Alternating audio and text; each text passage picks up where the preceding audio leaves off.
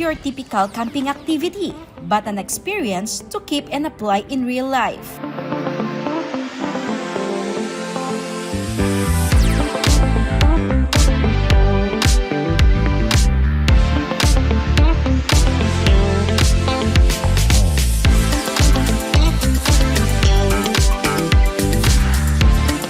Buklet ti nakurang talugasot a grade 12 learners ti senior high iti Abra High School ti naipasidong ti second batch iti skill immersion guidance leadership adventure and teamwork wenno siglat program apaset ti culminating activity da iti health optimizing physical education subject. Gapwenta ti Abra High School ket awan ti paka-expose ti ubing iti mountain and aquatic activities da nga iso ti sabsapulon ti subject da. And dating activities ket may akma gapwenta na meet dagiti learning competencies ti importansya na ma'am ket maka-adal dati life skills nga iso ti pakasorsorwan dagiti ubing nga haan lang nga gapo ka DJ four corners ti classroom kailangan da mairwar tapno real life experience iti maaramid da.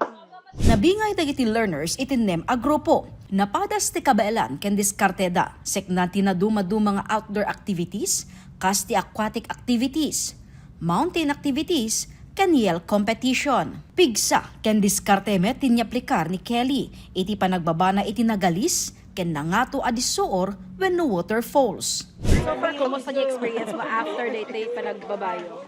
Okay lang ma'am, medyo narigat na pinagnan mi ma'am nga medyo bantay ma'am. Di pa side ma'am. Asa na dyan inana? Sila makapadanag ma'am, may kagkaglis kami ma'am. About ko man no pa kami ag bantay ma'am no da pa panami sa kapadigan ko ma'am. So may kwami ati ma'am. May apply mi. Iti pakasarita anti K-12 program, daytoy paylaing ti maikadwa atawen ang maipakat ti outdoor activity kadagiti learners. Iti nalawak ken naulimek a lugar apaset iti barangay sa Paak, ti nakaangayan ti talo aldaw nga aktibidad. Ken kas may isang kwamid toy so kinaya mi ditoy awan signal ta kaya nasaon ket malimitaran dagiti ubing ti panagusar dati gadgets da ma'am.